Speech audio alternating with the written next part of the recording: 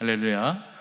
네, 오늘 저녁에도 많은 분들이 나오셨는데 좀 전에 낮에 의정부 가능동에서 또 확진자가 한 명 나왔다고 하는 그런 문자 다 받으셨죠? 예. 어쨌든 아직까지는 우리가 안심하고 마음을 놓기는 좀 이릅니다. 여러분들이 개인 위생에 철저히 잘 해주시고 또 마스크 잘 쓰시고 또 손도 좀 잘 씻으시고 이렇게 하셔서 그래서 이게 전파되지 않도록 여러분들이 잘 해주시기를 부탁을 드립니다. 언제쯤 끝날까요? 저도 잘 모르겠습니다. 저한테 여쭤보시는 분들이 계신데 제가 잘 모릅니다. 처음엔 조금 알 것 같았는데 시간이 지날수록 잘 모르겠습니다. 아마 우리가 끝까지 잘 버티다 보면 그러면 치료제도 나오고 백신도 나오면 그때는 괜찮게 될 것 같습니다. 미국하고 일본에서는 벌써 치료제를 승인한 것이 하나 있다고 하는데 아마 원래 코로나19 치료제는 아니고 다른 병에 쓰던 치료제를 승인을 한 것 같다고 합니다. 우리나라에도 대체 물질들이 있어서 그 약품들을 지금 실험하고 있는 중이라고 하니까 조만간 좋은 소식이 있지 않을까 하는 생각이 들기도 하고요. 그러면 그때는 좀 마스크 벗어버리고 좀 주님도 힘차게 부르고 그리고 예배할 수 있었으면 좋겠는데 저희가 모여서 예배할 때나 찬양할 때나 기도할 때나 사실 지난주에 제가 주여 삼창을 하는 바람에 여러분들이 다 따라 하셨는데 제가 하다가 깜짝 놀랐어요. 지금 하면 안 되지, 지금 코로나라서. 예. 그래서 아마 여러분들 제가 주여 삼창을 크게 안 하고 작게 한 것으로 아마 기억하실 겁니다. 오늘도 사실 간절한 마음이 있잖아요. 목소리로 크게 해서가 아니라 우리가 어떻게 기도하든 간절한 마음을 담아서 기도하면 하나님께서 들으실 줄로 믿습니다. 그 북한의 이 지하교회, 가정교회에 예배 드리는 분들이 이불 뒤집어 쓰고 찬양하고 기도한다 그러잖아요. 소리 밖으로 나가지 않게 조용히 하지만 그 간절한 기도, 여러분 들어보셨죠? 저는 예전에 한번 그 지하기도에 어떤 할머니 그 교인 한 분이 기도하는 그 기도를 들은 적이 있는데 정말 작은 개미만한 목소리를 기도하는데 그 안에 얼마나 간절함이 담겼는지 큰 은혜를 받고 참 우리는 행복하다 이렇게 생각했던 적이 있습니다. 그래도 우리는 이렇게 막 소리는 못 질러도 지금 이렇게 말을 하면서 기도할 수는 있잖아요. 마스크를 다 쓰셨으니까 그것이 하나님께서 우리에게 또 주신 은혜 중 하나인 줄로 믿습니다. 또 이렇게 웨슬리 목사님 회심한 기념주간에 이번 주일이 웨슬리 목사님 회심 기념주일입니다. 그런데 또 웨슬리 목사님의 설교를 말씀을 또 이렇게 나눌 수 있는 것도 또 우리에게 큰 은혜인 줄로 믿습니다. 오늘은 이제 두 번째 시간으로 참된 기독교, 영어로 하면 Scriptural Christianity라는 그런 설교입니다. 이 말씀은 1744년 8월 24일에 웨슬리 목사님이 옥스퍼드 대학 예배에서 설교한 그런 말씀입니다. 그런데 이 설교가 왜 또 중요하냐 하면 이 설교를 하고 나서 이 설교를 기점으로 해서 웨슬리 목사님이 교회 밖으로 나가서 야외 설교를 하기 시작했습니다. 사실 이 당시에는 하나님의 말씀을 들어야 될 사람들이 참 많이 있었어요. 그러니까 이 당시에 막 산업혁명이 일어나고 온 도시가 막 사람들이 몰려들고 길거리에 사람들이 넘쳐나고 그리고 뭐 광부들 10대에 심지어는 10살도 되지 않은 어린아이들을 광부로 그렇게 일을 시켜서 그 아이들이 10대 아이들이 그 광산에서 일을 하면서 뭐 주일도 없고 예배도 드리지 못하고 실제로 이 국교가 기독교인 나라에서 영국의 국왕이 이 기독교의 수장인 교회의 수장인 그런 나라에서 노동자들에게 예배하지 못하도록 하나님의 말씀을 들을 수 있는 기회를 주지 않고 이 산업 이 물질적인 산업만 이렇게 장려하는데 돈이 우선인 물질이 우선인 유물론적인 가치관을 가진 그런 세상으로 변해가고 있던 시대에 웨슬리 목사님이 교회 안에 있는 사람들 말고 교회 밖에 하나님의 말씀을 듣지 못하는 사람들을 향해서 뛰쳐나가셔서 설교를 했던 그 기점이 됐던 아주 중요한 설교입니다. 이즈음에 감리교 운동이 점차 확대되고 있었어요. 웨슬리 목사님이 올더스게이트에서 이렇게 은혜를 받고 성령님을 체험하고 따뜻하게 감싸시는 성령님을 체험한 뒤에 그리고 나서 말씀을 전할 때 많은 이들이 그 말씀에 은혜를 받고 감명받고 그동안 딱딱하게 정말 그 죽어있는 것 같은 그런 영국교회, 이 세상의 물질적인 세상과 영적인 세상이 마치 나뉘어서 서로 다른 세상 같은 그렇게 서로의 자리를 다 유지하고 있던 그런 세상 가운데 있었던 교회가 세상 안으로 들어가지 못하고 세상을 변화시키지 못하고 오히려 세상과 어느 정도의 타협을 한 것 같은 그런 시대에 그리고 거리에는 술집이 늘어나고 그리고 유흥가가 많아지고 그러던 시대에 교회가 교회 역할을 하지 못할 때 웨슬리 목사님이 성령님 충만해서 말씀을 전할 때 많은 이들이 주님의 말씀을 따라오게 되고 그리고 회개하고 다시 진정한 그리스도인이 무엇인가, 진정한 기독교란 무엇인가, 이런 것들을 따르기 시작했습니다. 이렇게 감리교 운동이 막 확대되니까 이제 지식인들이라고 하는, 소위 지식인들이라고 하는 사람들, 교회에 그동안 교회의 높은 위치에 있었던 그런 교회의 어떤 그런 리더들이라고 하는 사람들이 점차 웨슬리 목사님의 감리교 운동을 반대해서 그래서 웨슬리 목사님이 그들에 대해서 참된 기독교란 무엇이냐라고 하는 것을 담대히 전하기 위해서 이 말씀을 준비했고, 이 말씀을 옥스퍼드 대학 예배에서 설교를 한 뒤에 그것을 기점으로 이제 길거리로 뛰쳐나가서 길거리에 있는 사람들, 하나님의 복음을 듣지 못하는 사람들, 실제로 그리스도인이라고는 하나 하나님을 믿는다고는 하나 교회에 나와 예배하지 못하는, 사회적 구조 때문에 주님을 만나지 못하는 이들에게 찾아가서 예배를 드리고 성찬을 베풀고 하는 귀한 계기가 되었습니다. 웨슬리 목사님의 이 설교가 이 옥스퍼드 지역에서 큰 이슈가 되었고요, 결국 2달 만에 이 설교가 출판이 되어서 나와서 많은 사람들에게 읽혀지고 은혜를 끼치게 되었습니다.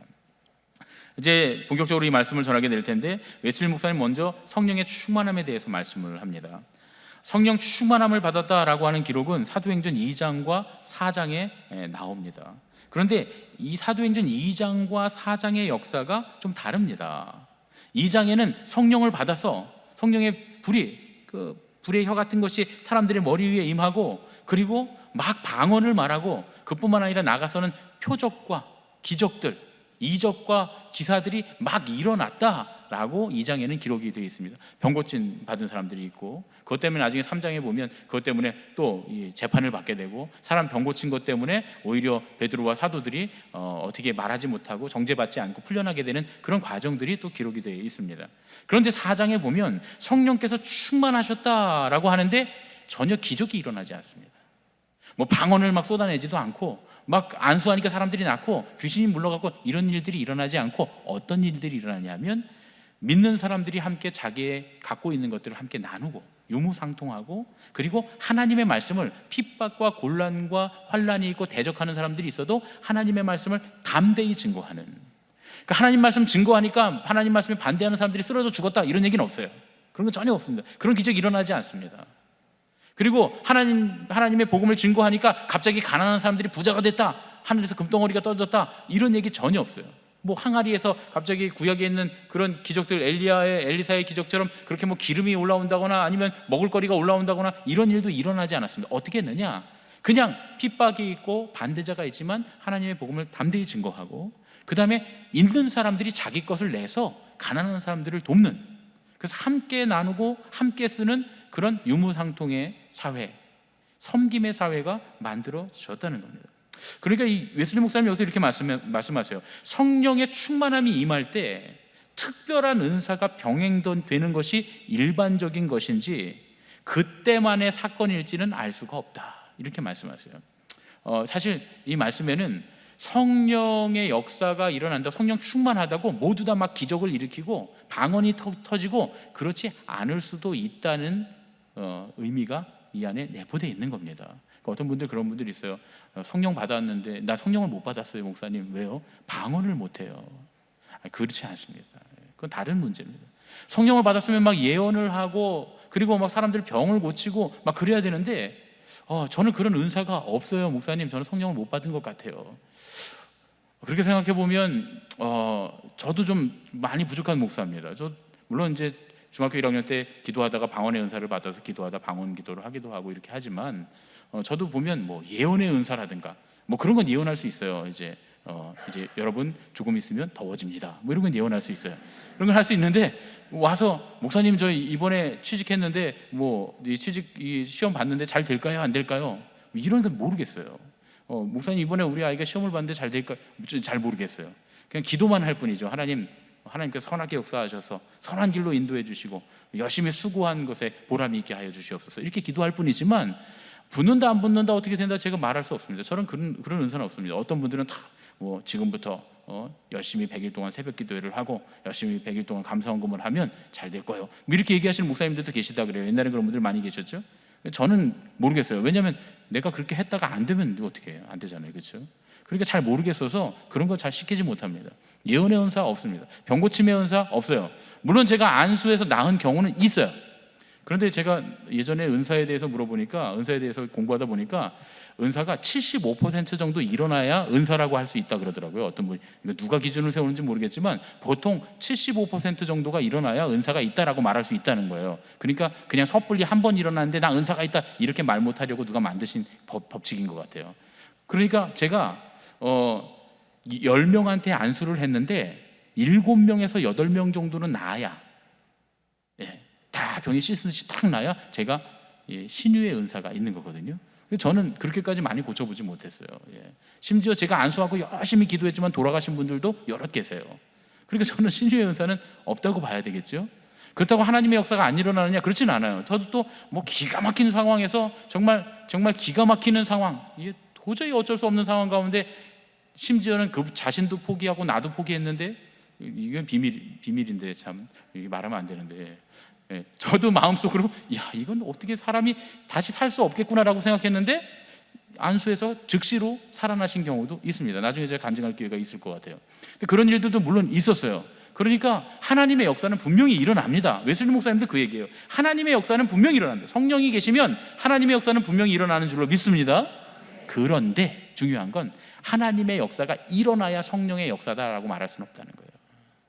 하나님의 역사에 무조건 방언이 터지고, 하나님의 역사에 무조건 병고침이 있고, 하나님의 역사에 무조건 이 신유의 은사가 나타나고 예언의 기적이 일어나고 이런 것들이 나는 게 아니라는 거예요. 그러면서 웨슬리 목사님 이렇게 얘기합니다. 중요한 사실이 하나 있다는 거예요. 그런데 이 성령께서 역사하실 때 중요한 사실은 기적이 일어나는가 라고 하는 것이 아니라, 성령의 충만함을 받았을 때 모두 일어났던 똑같은 일, 그건 뭐냐? 은사의 문제가 아니라, 어떤 은사가 확 쏟아지는 은사의 문제가 아니라 삶의 변화의 문제다, 이렇게 말씀합니다. 성령이 충만해졌을 때 모두 다 은사가 나타나는 것은 아니나, 성령이 충만했을 때 모든 사람이 삶이 변화되었다, 이렇게 말씀하는 거예요. 여러분 아시겠습니까? 성령 충만함이라고 하는 건 우리의 삶을 변화시키기 위한 거예요. 심지어는 그 기적과 이적과 어떤 기사와 어떤 표적과 또 어떤 은사나 이런 것들이 나타나는 이유도 삶을 변화시키시기 위한 것이라는 거예요. 굳이 기적이 일어나지 않아도 하나님의 성령께 오셔서 변화받을 사람, 변화된 사람에게는 굳이 기적이 필요 없다, 그런 얘기예요. 하나님을 믿고 은혜를 받고 그 병 가운데서 죽어서 비록 그 병을 고침받지 못했으나 그럼에도 불구하고 하나님 나라의 소망을 두고 능히 그 질병을 믿음으로 뛰어넘을 수 있는 사람에게는 굳이 신유의 은사가 나타나지 않아도 괜찮다라는 말씀입니다. 저는 그걸 믿습니다. 제가 안수하고 그렇게 열심히 기도하고 붙들고 기도했어요. 그럼 나으셔야 되잖아요. 그러면 안 나시고 돌아가시면 어떻게 돼요? 가족들이 저를 원망해야 되죠. 목사님 그렇게 기도했는데 능력이 없어갖고 말이지, 우리 남편을, 우리 아버지를 못 고치지 않았습니까? 그런 분은 아무도 안 계셨어요. 그렇게 돌아가신 분들은 다 그 모든 장례의 과정 가운데 큰 은혜를 받고, 가족들이 그 투병하는 가운데 하나님의 사랑을 깨닫고 몇 번의 고비를 넘겨가면서 하나님께서 살아계시다, 장례가 끝나고 난 다음에 가족들이 고백하는 건 하나님 살아계시다. 비록 너무나 섭섭하고 아쉽지만 하나님 나라의 소망이 우리 가족들에게 있다. 심지어 믿지 않는 가족들이 이 일을 통해서, 이 장례를 통해서 하나님 만나게 됐습니다. 우리 함께 다 같이 신앙생활하기로 했습니다 하는 간증과 고백들이 넘쳐나게 되었다는 거예요. 그러니까 그런 경우에는 전혀 우리가 기적이 일어나고 이적이 일어나고 은사가 나타나지 않아도 된다는 거예요. 중요한 건 뭐냐?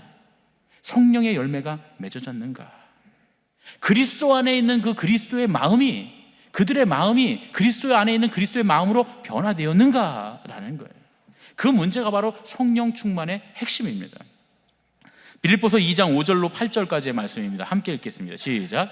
너희 안에 이 마음을 품으라. 곧 그리스도 예수의 마음이니 그는 근본 하나님의 본체시나 하나님과 동등됨을 취할 것으로 여기지 아니하시고 오히려 자기를 비워 종의 형체를 가지사 사람들과 같이 되셨고 사람의 모양으로 나타나사 자기를 낮추시고 죽기까지 복종하셨으니 곧 십자가에 죽으심이라. 여러분, 이 빌립보서 2장 5절 이 말씀 잘 아시죠? 카르멘 크리스티, 그리스도 찬가라고 하는 아주 유명한 말씀, 시입니다. 시. 이 빌립보서 기자가 빌립보서를 쓰면서 이 유명한 시를 썼을 때, 이 카르멘 크리스티라는 이 유명한 시를 썼을 때 주님의 마음을 우리가 본받는 것이, 그것이 성령께서 우리에게서 역사하시는 가장 중요한 역사라는 거예요. 그리스도의 마음이 어떤 겁니까?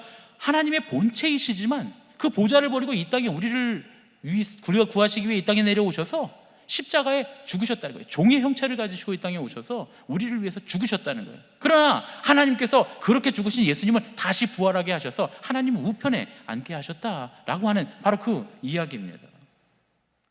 성령이 오시면 어떻게 된다고요? 바로 주님 안에 있었던 그 믿음, 그 마음, 비록 하나님의 본체시나 하나님과 동등됨을 취할 것을 여기지 아니하시고 스스로를 낮추셔서 이 땅에 겸손히 사람의 몸을 입고 오셔서 십자가에서 죽기까지 순종하신 그 예수님의 겸손한 마음이 우리 안에 들어오게 됩니다. 우리의 마음이 그렇게 변화하게 되는 것, 우리의 마음의 변화, 그것이 성령 충만의 결과이다 하는 겁니다. 또 갈라디아서 5장 22절 23절 말씀입니다. 함께 읽겠습니다. 시작.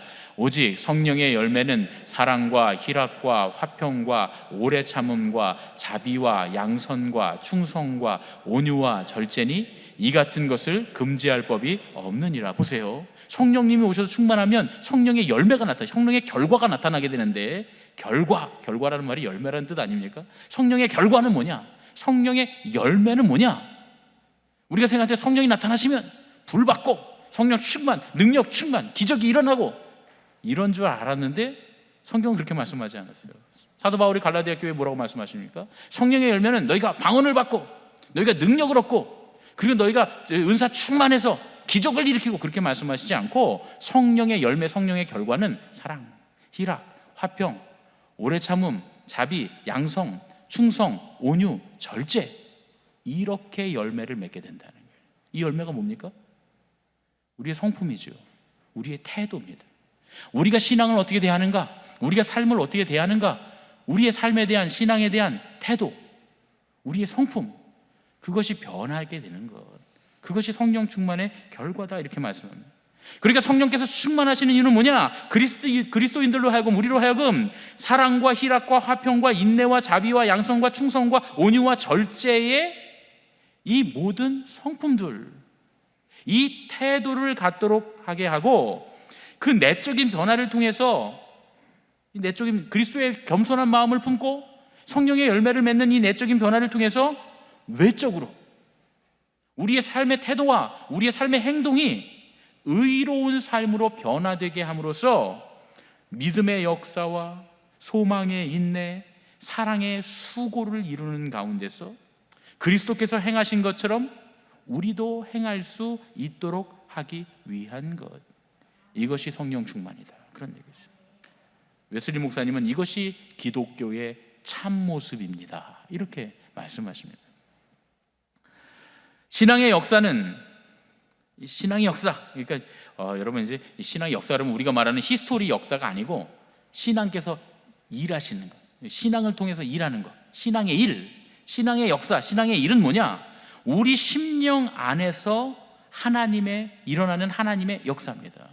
그리고 다시 말하면 우리의 심령 안에서 하나님께서 일하시는 거예요. 그게 바로 성령의 일이고 그것이 바로 신앙의 일입니다.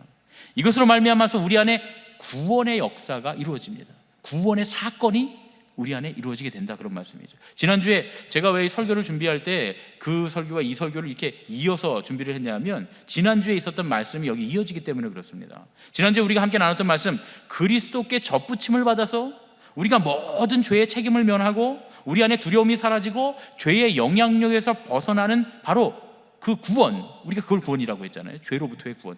그 구원에 이르는 하나님의 그 일, 성령의 일하심, 그것이 바로 우리의 심령 안에서 일하시는 하나님의 그 일하심, 그 일하심으로 말미암아 일어나게 된다는 거예요. 그래서 여기엔 단계가 있습니다. 단계. 이러이러한 단계를 통해서 그 구원에 이르게 됩니다. 성령님께서 우리 심령 가운데 어떻게 일하시는가? 맨 처음에는 회개와 칭의의 사건을 통해서 우리에게 일하십니다. 칭의, 의롭다 칭함을 받는 거죠. 의인이라고 또 합니다. 의롭다 인정함을 받는 거예요. 하나님께서 우리를 의롭다 하시는 거예요. 법적으로 우리는 죄가 없다, 너희는 죄가 없다라고 하나님께서 인정하시는 거예요. 하나님이 공식적으로 법적으로 그렇게 인정하시면 우리의 전에 있었던 모든 죄가 사라지고 우리는 죄가 없는 의인이 됩니다. 이것을 justification이라고 하는데요, 칭의의 사건으로 인도하는 첫 번째 걸음이 뭐냐? 회개입니다. 회개. 자기의 죄를 탄식하고 하나님의 은총을 구하는 회개의 과정. 나중에 제가 기회가 되면 이제 웨슬리 목사님의 팔복 설교를 우리가 함께 나누게 되면 이 모든 과정에 대해서 자세하게 또 말씀을 드릴 기회가 있습니다. 자기의 죄를 탄식하면서 하나님의 은총을 구하는 회개의 과정, 이렇게 진정한 회개에 이르면, 그리고 삶을 돌이키기로 결단하고 내가 가던 잘못된 삶에서 휙 돌아서면 그리스도를 통해서 예비하신 복음을 믿음으로 바라볼 수 있게 됩니다. 전에는 머릿속으로만 알던 건데, 전에는 머릿속으로만 알던 건데 진짜로 마음으로 와서 그게 사실로 믿어지게 된다, 그런 얘기죠. 믿음으로 자녀가 됩니다. 그러면 믿음으로 자녀가 되는 이른바 칭의의 은총을 입게 된다. 우리 안에 회개가 일어났을 때 주님의 복음이 믿어지고, 그리고 이제는 하나님께서 우리를 의롭다 인정해 주시는 칭의의 상태에 이르게 됩니다. 하나님께서 의롭다 인정해 주시면 우리의 상태가 어떻게 바뀌냐 하면 예수님을 주님이라고 부르게 됩니다. 주님. 성령님께서 친히 그의 영과 더불어서 하나님의 자녀임을 증거하는 그런 사건, 그 사건이 바로 칭의의 사건입니다. 그러면 우리의 마음 상태가 어떻게 되느냐, 우리의 영혼이 어떤 고백을 하게 되느냐, 우리가 잘 아는 말씀입니다. 갈라디아서 2장 20절의 말씀을 고백하게 됩니다. 함께 읽겠습니다. 시작. 내가 그리스도와 함께 십자가에 못 박혔나니 그런즉 이제는 내가 사는 것이 아니요 오직 내 안에 그리스도께서 사시는 것이라. 이제 내가 육체 가운데 사는 것은 나를 사랑하사 나를 위하여 자기 자신을 버리신 하나님의 아들을 믿는 믿음 안에서 사는 것이라. 아멘. 칭의의 은총을 입은 사람들은 하나님과 화평을 이루게 됩니다. 하나님의 평강이 그 마음을 주장하고 그리스도를 아는 지식을 통해서 모든 의혹, 의심, 그리고 공포, 이런 마음, 공포에 대한 마음과 생각, 이런 것들이 자유롭게 됨으로써 평강을 누리게 됩니다. 이 평강은 머리털까지도 세시는 하나님을 의지하게 되는 거예요. 흑암의 권세를 더 이상 두려워하지 않게 되고, 심지어는 죽음조차도 두려워하지 않게 되고, 빌립보서 1장 23절의 말씀처럼 오히려 세상을 떠나 이 세상에 내가 누리던 이 모든 것들, 죄악된 것들이 다 싫어서 이제는 그리스도와만 함께 있기를 원하는 상태에 이르게 된다, 그런 말씀입니다. 우리가 지난 시간에 말씀을 나눌 때 주님께 접붙임만 되어서 우리가 살면 그러면 더 이상 죄의 권세에서 벗어나게 된다, 죄의 영향력이 우리에게 미치지 않게 된다라고 말할 때 이게 좀 이해가 안 될 수 있습니다. 왜냐하면 우리는 자꾸 죄 짓는 습성이 우리에게 올라오는데, 자꾸 싫은 소리 하고 싶고, 나쁜 말을 하고 싶고, 나쁜 생각을 하고, 나쁜 행동을 하고 싶고, 하나님께서 기뻐하지 않는 일을 자꾸 하고 싶어하는 죄악된 습성이 우리한테 자꾸 올라오는데 이게 어떻게 사라지지? 라고 생각했는데, 우리가 주님 안에서 회개하기로 결심하고 돌아서는 순간 주님께서, 성령께서 우리의 마음을 주장하셔서 이제는 우리 안에 있었던 모든 두려움과 의혹과 공포, 이런 것들이 사라지게 됨으로써 이제는 이 세상이 싫어지고 나 주님과만 함께 있고 싶어, 죄 짓는 것이 싫어지고 나는 주님과만 함께 있고 싶어 하는 마음의 간절한 상태가 된다는 거예요. 이럴 때 우리는 칭의, 하나님이 나를 의롭다 인정해 주셨구나, 나는 지금 나의 잘못된 삶에서 회개했구나 라고 생각하게 됩니다. 그런데 중요한 건 거기서 끝나지 않습니다. 그렇게 하면 이제 구원이 딱 끝났다 이렇게 생각하는 거예요. 그래서 이제는 나는 구원받았다. 물론 그 상태에서도 우리가 구원받았다라고 말할 수 있습니다. 그런데 이 하나님께서 의롭다 인정하심을 받은 이후에도 우리의 삶은 자꾸 왔다 갔다, 자꾸 죄악이 우리를 유혹하고, 자꾸 처음에는 죄악이 싫어서 이걸 떠나고 싶었는데, 그렇게 결단했는데 자꾸 고개를, 내 안에서 자꾸 죄악이 고개를 들고, 여기저기 사회적인 상황, 또 사람들을 통해서, 친구들을 통해서, 이웃들을 통해서, 여러 가지 또 사건들을 통해서 자꾸 죄악으로 빠져들게 되는 그런 상황. 마치 이 남자들이 담배를 피다 담배를 딱 끊었는데 자꾸 괴롭히는 상사가 생겨서 어느 날 어쩔 수 없이 너무 화가 나서 옥상에 올라가서 끊었던 담배를 다시 피는 것 같은 그런 상황들이, 죄악의 상황들이 우리 안에 자꾸 이어지게 됩니다. 자꾸 계속 반복되게 되죠. 그래서 우리에게 필요한 것이 뭐냐? 성화의 과정이 필요해요. 성화.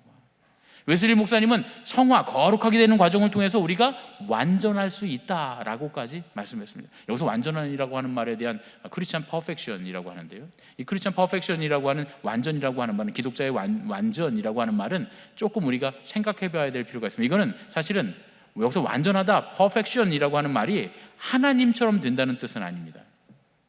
네.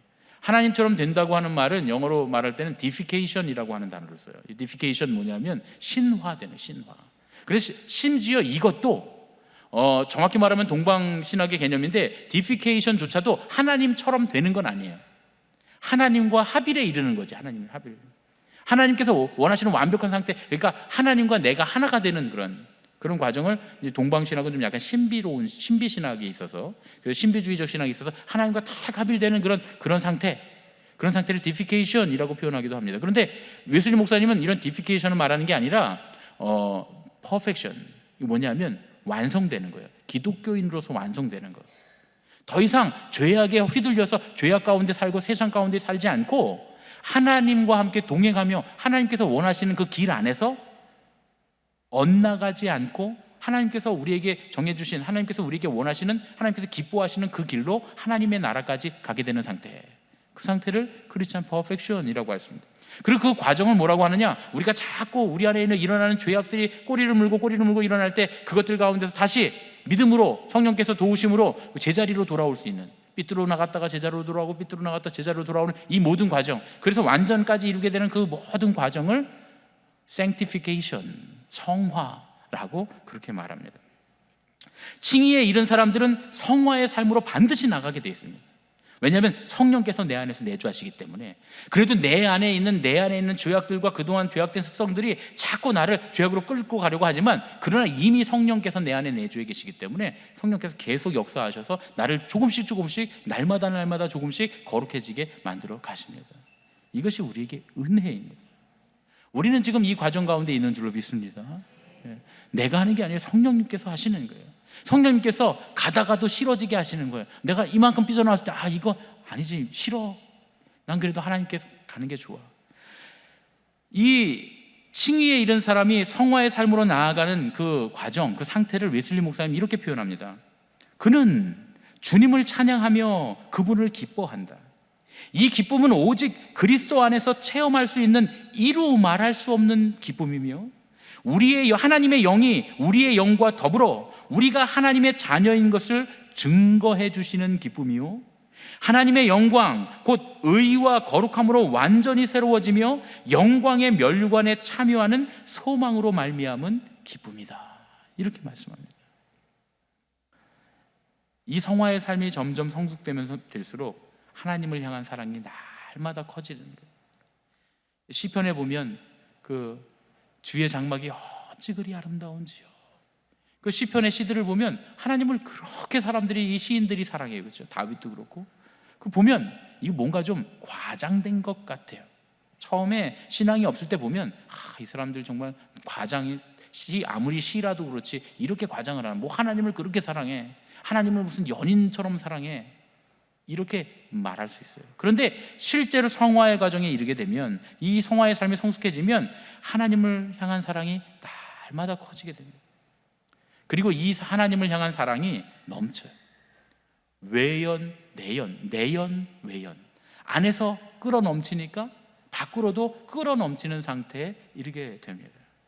그래서 이웃에게 그 사랑이 확대가 되는 거예요. 이웃을 향한 사랑이 오늘 우리가 말씀한 것처럼 행함과 진실함으로, 어떤 의도나 대가를 바라는 게 아니라 정말 하나님께서 사랑하시는 일이기에, 또 그 한 영혼을 내가 긍휼히 여기고 사랑하기에 그들에게 진실함으로 행하게 되는데, 심지어는 악한 사람들에게까지, 은혜를 모르는 사람들에게까지, 심지어는 나를 박해하는 사람들까지도 사랑하게 되는 단계에 이르게 된다는 거예요. 그러한 사랑이 교만하지 않고 온유하고 참는 사랑이다. 우리 고린도 교회를 향해서 사도 바울이 말씀하셨던 것처럼 그런 사랑의 상태에 우리가 이르게 된다, 그런 말씀입니다. 그런데 이 사랑은 나는 주님을 떠나서는 아무것도 할 수 없다라는 걸 철저히 느끼는 상태입니다. 이 세상에 대해서 내가 죽고 그러니까 이 세상도 나에 대해서 죽는 그런 상태에 이르게 됩니다. 우리가 흔히 말하는 육신의 정욕, 안목의 정욕, 이생의 자랑, 이런 것들로부터 조연할 수 있게 됩니다. 참 어렵잖아요. 이 육신의 정욕을 끊는 게 얼마나 어렵습니까? 그렇죠? 먹는 것, 우리가 필요한 의식주에 관한 문제, 또 이성에 관한 문제, 또 안목의 정욕, 우리가 갖고 싶어 하는 것, 그렇게 되고 싶어 하는 것, 그런 것들에 관한 그 정욕들, 뭔가 자아 실현을 하고 싶고, 저 옷을 사서 입고 싶고, 기계는 좀 있어야 될 것 같고, 또 이 집도 이런 집에 좀 살아야 될 것 같고, 우리가 생각하는 그 안목의 정욕, 그리고 이생의 자랑, 내가 이런 사람이야 하고 사람들에게 나를 과시하고 드러내고 싶어하는, 우리 아들이 이렇게 잘났어, 우리 딸이 이렇게 잘났어, 내가 이렇게 훌륭한 일을 했어, 내가 이런 일을 했어 하고 자랑하고 싶어하는 그 이생에 대한 자랑, 이런 것들이 어떻게 초연할 수 있을까? 이거 참 어렵죠. 아무리 믿음이 좋다는 분들도 가면 다 신방하다 보면 이런 자랑 한두 가지씩은 다 하잖아요, 그렇죠? 근데 어떻게 그거로부터 초연해질 수 있느냐? 성령께서 우리를 충만하게 채우셔서 우리가 거룩한 성화의 과정을 통해 완전함에 이르게 되면 그런 것들로부터 초연할 수 있게 된다. 그리고 이웃에게 악을 행하지 않고, 말로 다른 사람을 해치지 않고, 선을 행하는 일을 갈망하면서 선하게 살고 싶어하는, 선행에 최선을 다하는 그런 삶을 살게 된다, 그런 말씀입니다. 그러니까 사실 참된 기독교라고 하는 건, 참된 기독교 신앙이라고 하는 건 이 회개와 칭의와 성화와 완전을 포함하는 전체 과정이라고 할 수 있습니다. 우리가 구원이라고 말할 때 흔히 의롭다, 인정함을 받았다, 뭐 어떨 때는 아주 영접하기만 해도 구원을 받는다, 그러니까 예수님을 구주로 믿었습니다 하고 영접기도 예수님의 이름으로 기도합니다, 아멘. 뭐 나의 아버지가 되신 주님, 나는 이제 예수님을 구주로 내 마음속에 맞아들입니다, 내 안에 오셔서 성령으로 나와 영원히 함께 해주세요 하고 영접 기도를 딱 하고 나면, 그러면 당신은 구원받았습니다. 그래서 이제 구원의 확신 이렇게 하고 그러잖아요. 그런데 그렇게 해서 구원의 확신을 주면 정말 그 사람이 구원받은 걸까? 그거는 아주 짧은 시작입니다. 구원의 시작. 그리고 나서 내가 정말 나의 삶으로부터 회개했을 때, 돌아섰을 때, 잘못된 삶으로부터 돌아서서 주님을 향해 걸어가기 시작했을 때, 그때 하나님께서 너는 의롭다라고 인정해 주시는 이 칭의의 상태, 이 상태가 사실은 정말 구원받았다라고 말할 수 있는 가장 초보적인 상태라고 말할 수 있죠. 그리고 나서 우리가 점점 성결하게 되고 거룩하게 되고 완전함에 이르게 될 때, 우리는 하나님의 구원에, 온전한 구원에 이르게 됐다라고 말할 수 있습니다. 그러니까 구원이라고 하는 건 소극적으로도 설명할 수 있고 적극적으로도 설명할 수 있는데, 이 모든 신앙의 단계를 다 거친 것이 진정한 크리스천이티, 진정한 신앙, 진정한 기독교다, 이렇게 말할 수가 있습니다.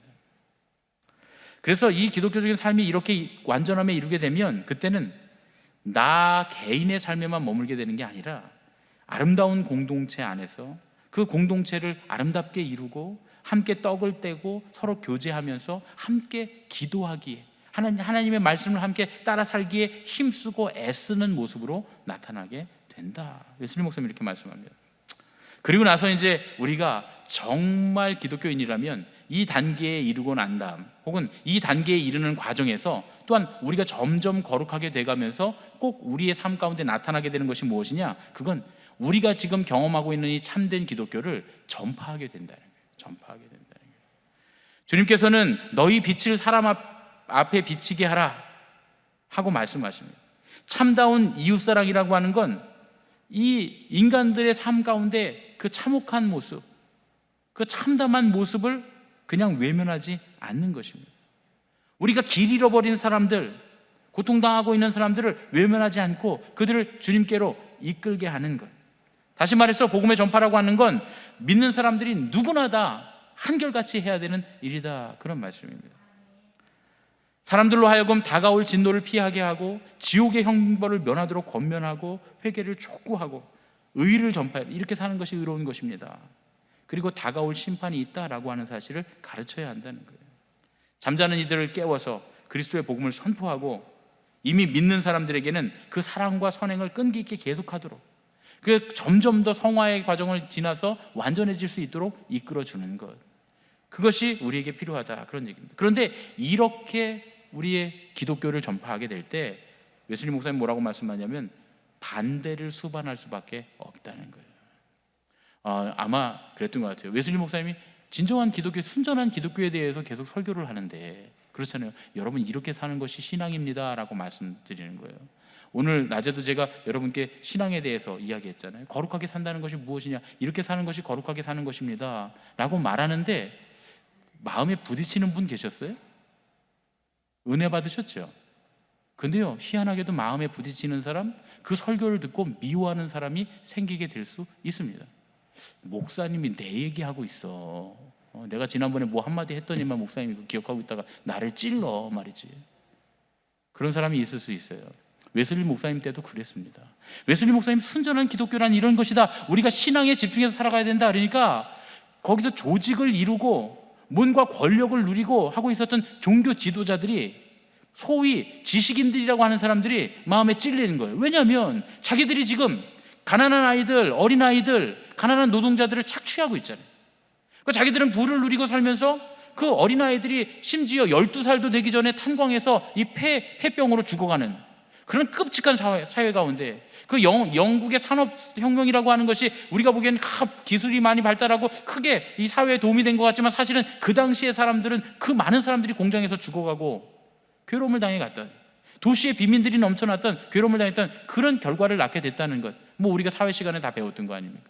그런 사회를 바라보면서 웨슬리 목사님, 참되게 산다는 것이 무엇이냐, 나누어야 한다, 나누면서 교제해야 한다, 하나님께서 우리에게 기뻐하시는 일을 해야 된다 라고 말할 때, 거룩하게 살아라 라고 말할 때, 그 말이 우리를 찌르는 거구나. 지금 우리가 지금 착취하고 살고 부자로 살고 잘 살고 권력을 누리고 산다고 우리를 지금 찌르고 있구나 라고 생각해서 웨슬리 목사님을 반대하기 시작했던 거예요.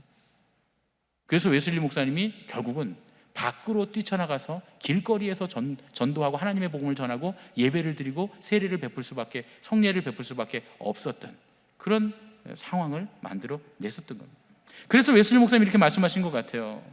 복음 전파는 반대를 수반할 수밖에 없다. 참된 기독교 신앙을 가진 그리스도인들은 세상의 악을 고발하고 쾌락의 위험을 경고할 뿐만 아니라 우리가 섬겨야 할 참된 대상이 누구인지 알리고 진리를 외치기 때문에 핍박을 피할 수 없었다. 그렇지만 믿는 이들은 극심한 고난 중에도 믿음을 지켰다. 이렇게 말씀합니다. 웨슬리 목사님이 길거리로 나가서 이 복음을 증거할 때 술집들이 변해서 교회로 바뀌는 역사들이 일어나게 됩니다. 지금 우리 한국 사회에 일어나야 될 일입니다. 정말 필요한 일입니다. 저 이태원 거리가 하나님의 복음 찬양이 넘쳐나는 거리로 바뀌어야 될 줄로 믿습니다. 여러분, 우리가 정말 이 땅이 얼마나 타락했는지, 얼마나 지금 이 시대에 사는 이 세대의 사람들이 쾌락을 누리려고 하고 쾌락을 중요하게 생각하고 쾌락을 삶의 목표로 삼고 있는지 여러분, 우리가 말을 안 할 뿐이지 다 알고 있잖아요. 그들의 그 생각들이 바뀌어야 합니다. 쾌락을 추구하는 마음들이 바뀌어야 돼요. 그것이 잘못되고 위험한 것이다 라고 우리가 경고해야 하는데, 그러면 우리는 핍박을 당할 수밖에 없습니다. 물론 이단들 같은 교회들, 그리고 비상식적인 일을 하는 교회들, 이런 교회들 때문에 세상 사람들이 우리를 손가락질하기는 해요. 그건 잘못됐어요. 그러나 여러분, 우리가 온전한 복음을 전해도 분명히 세상이 우리를 핍박할 겁니다. 물론 그 구별을 잘 해야 될 거예요. 우리가 정말 비상식적이고 하나님의 말씀에 어긋나고 우리 안에 있는 아집과 잘못된 왜곡된 신념, 이런 것들 때문에 세상으로부터 손가락질 당하고 그리고 세상으로부터 비난을 받는가? 아니면 정말 우리가 진리를 전파하기 때문에, 진리를 선포하기 때문에, 그렇기 때문에 세상으로부터 우리가 비판을 받는가, 고난을 받는가? 요거는 분별할 수 있어야 됩니다. 왜냐하면 이단들도 잘못된 행위를 하면서 그 그릇된 일들을 하면서 그것이 복음이라고 그 사람들도 자기들도 진리를 전파하기 때문에 핍박을 받는다고 말하기 때문이에요. 이건 아주 중요한 겁니다. 그러나 중요한 사실은 우리가 정말 거룩한 삶을 살아도, 그리고 그 거룩한 삶을 전파해도 세상에서는 핍박받게 된다. 그것이 웨슬리 목사님의 말씀입니다. 그런데 그러면 어떻게 우리는 핍박을 받으면서도 하나님의 복음을 증거할 수 있는가? 이걸 믿어야 된다는 거예요. 참된 기독교의 복음이 이 땅 위를 완전히 덮을 때가 온다 라고 하는 사실을 믿어야 합니다. 세상이 이렇게 가다가 로봇 시대가 오고 AI 시대가 오고 점점 교회는 망하고 그렇게 되는 거 아니야? 세상 사람들이 그러죠. 이제 앞으로 사회가 과학화될수록 종교는 필요 없는 것이 될 거야. 그러니까 종교가 필요 없는 것이 될 거니까 당연히 기독교도 사라지게 될 거야 라고 말합니다. 그러나 우리는 그렇게 믿지 않습니다. 반드시 하나님의 성전이, 하나님의 예배당이 모든 산꼭대기 위에 굳게 서는 그 마지막 날이 오게 될 줄로 믿습니다. 열방이 이새의 한 싹으로부터 돌아오는 그때가 반드시 도래하게 될 줄로 믿습니다. 이 모든 예언들이 다 이루어지는 하나님의 말씀이 물이 바다를 덮음같이 여호와를 인정하는 것이 온 세상에 평만한 그런 시대가 반드시 올 것입니다. 그러나 중요한 건 물론 지금은 아닐 수도 있습니다. 지금은 오히려 우리가 그 반대로 세상에게 굴복당하는 것 같고 지는 것 같고 핍박당하는 것 같고 고통당하는 것 같은 상황에 있을 수도 있습니다. 그러나 중요한 건 그 완성의 때가 반드시 온다는 겁니다. 이 완성의 날이 오면 영원과 평안과 확신이 있고 전쟁은 사라지고 더 이상 분열도 없고 정직하고 성실하게 사는 사람들을 어리석다고 말하는 일도 없어질 것이고 착취도 없고 불공평도 없고 그때가 오면 의와 화평이 서로 입을 맞추고 악을 행하는 사람도 없으며 모든 이가 순결해서 우리 모두가 다 서로 완벽하게 사랑하고 지혜의 말하는 법을 알고 사랑의 말하는 법을 알게 되는 날, 사기를 치거나 남을 이용하려는 계략이 자리 설 곳이 없고 거짓 없는 순전한 사랑이 있고 마음에는 오직 사랑과 하나님만이 존재하는 그날이 오게 될 줄로 믿습니다. 이 말씀을 제가 읽으면서요 은혜를 많이 받았어요. 웨슬리 목사님이 이런 날이 옵니다, 이런 것들이 사라지는 날이 옵니다 라고 말한 걸 보니까 지금 한국 사회에도 다 있는 거예요. 전쟁이 있고 분열이 있고 정직하고 성실하게 살아가는 사람들은 어리석다고 하고 착취가 있고 불공평이 있고 그리고 악을 행하는 사람들이 있고 사기를 치고 남을 이용하려는 계략이 넘쳐나고, 우리 한국이 사기는 세계 1위라면서요. 우리나라 사람들은 참 좋습니다. 훌륭한 사람들입니다. 우리나라는 뭐 살인, 방화, 강도 이런 게 없어요. 심지어 좀도둑도 별로 없습니다. 세계에서 그 집 앞에 그 뭐 이런 그 뭐 헤드폰 같은 거, 뭐 스마트폰 같은 거 이렇게 탁 택배가 집 앞에 놓여 있는데 하루 종일 24시간 동안 그게 안 없어지고 그 자리에 있는 나라는 우리나라밖에 없대요. 세계에 유일하답니다. 외국인들이 오면 제일 깜짝 놀라는 게 집 앞에 택배 박스들이 이렇게 쌓여 있잖아요. 뭐 어디 여행이라도 2박 3일 가면 이렇게 쌓일 수 있잖아요. 그러면 외국은 정말 눈 깜짝할 사이에 다 없어진다는 거예요. 근데 이상하게 한국은 다 그대로 있대요. 한국에는 도둑이 없다고 말이죠. 밤거리를 막 다닐 수 있어요. 강도들이 없으니까 다닐 수 있다 좋다는 거예요. 근데 한국은요 조그만 도둑은 없는데 큰 도둑이 그렇게 많아요. 사기쳐. 우리는 그냥 아이폰 같은 거 뭐 이런 거 안 훔쳐요. 그냥 한 번 훔치려면 사기쳐갖고 수억씩 훔치지 말이죠. 그죠? 수백억씩. 아이고 쪼잔하게 뭐 몇십만 원짜리 그걸 왜 훔쳐? 남의 집 앞에 있는 걸 창피하게. 그렇죠? 그래서 사실은 한편으로는 자랑스러우면서 한편으로는 또 창피하기도 해요. 우리가 살고 있는 사회가 착취가 넘쳐나고 불공평이 넘쳐나고 사기가 넘쳐나고 남을 이용하려고 하는 계력이 넘쳐나는 그런 시대가 아닌가. 그런 게 없어지는 날이 반드시 오게 될 줄로 믿습니다. 그걸 믿어야 돼. 그걸 믿는다면 세상 사람들을 향해서 하나님의 복음을 담대히 증거할 수 있는 줄로 믿습니다. 이것이 경건하게 사는 것이고 이것이 거룩하게 사는 것이고 이것이 옳은 길이고 당신들이 사는 방식에는 분명히 심판이 있다라고 우리가 말할 수 있습니다. 그 사람들이 그럴 거 아니에요. 당신 돈이 있어? 나는 사기쳐서 몇백억이 있는데 이런 세상적인 세속적인 방법으로 이렇게 부자가 됐는데 당신처럼 살면 거지가 돼. 그렇게 성실하고 정직하게 살면 그럼 평생 못 살아 라고 말하는 사람에게 하나님의 나라가 있다, 하나님의 심판이 온다, 그런 것들이 다 징계받고 정직과 성실이 인정받는 그 나라가 우리에게 오게 될 것이다. 당신 지금 위험한 삶을 살고 있다라고 담대하게 말할 수 있는 그 믿음이 우리에게 있어야 될 줄로 믿습니다. 웨슬리 목사님이 이렇게 말씀하세요. 이건 좀 우리에게 도전이 되는 얘기입니다. 스스로에게 물어보라 이렇게 말씀합니다. 제가 그대로 읽어드릴게요. 우리는 스스로 자신에게 물어야 한다. 기독교 신앙의 근본에 관해 우리 스스로에게 물어야 한다. 내 안에 이런 참된 기독교 신앙이 존재하는가? 우리가 신앙생활하고 있는 이 교회는 참된 기독교 공동체인가? 나는 성경이 말하는 참된 그리스도인인가? 성령의 충만함을 입었는가? 성령의 열매가 있는가? 하나님의 거룩함을 본받았는가?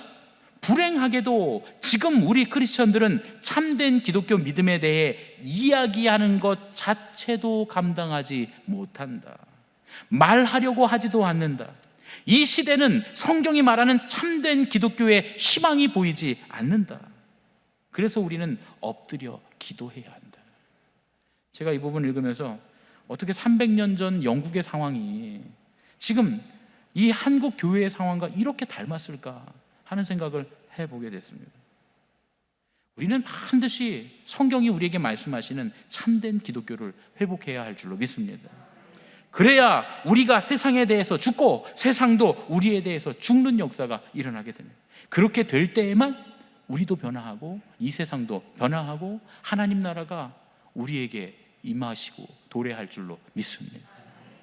우리 시간에 함께 기도할 때에 이런 것들을 기도해야 될 것 같아요. 하나님, 우리는 과연 정말 주님께서 우리에게 원하시는 이 참된 기독교, 참된 그리스도인으로서의 삶, 이것이 온전하고 옳은 것이라고, 하나님의 나라가 반드시 와서 공평과 정의가 승리하고 성실과 정직이 승리하는 그 나라가 올 것이라고 믿고 있습니까? 아니면 패배주의에 젖어서 왜 나는 저 사람들처럼 한탕하지 못하고 저 사람들처럼 저렇게 온갖 술수를 쓰고 가진 방법으로 부자가 되지 못하고 그러고 있을까? 나는 왜 저렇게 저 사람처럼 저런 큰 집에 살지 못하고 저 사람처럼 좋은 차를 타고 다니지 못하고 저 사람처럼 해외여행 다니면서 살지 못할까? 이렇게 생각하며 참된 그리스도인과는 완전히 먼 가치관을 갖고 있지는 않은가? 하나님, 우리의 가치관이 바뀌게 하여 주시옵소서. 하나님, 우리의 가치관이 바뀌고 우리가 확신하고 우리가 온전한 그리스도인으로서 거룩하게 되고 완전하게 됨으로써 주님, 우리를 통해 이 땅이 바뀌게 하여 주시고 이 세상이 추구하는 가치관이 바뀌게 해주시고 세속적이고 악한 가치관이 바뀌어 하나님 나라가 우리가 살고 있는 이 삶의 자리에 임하게 하여 주시옵소서. 오늘 시간에 우리가 간절히 기도해야 될 줄로 믿습니다. 우리 원하고 바라고 기도합니다. 찬양하고 간절히 기도하겠습니다.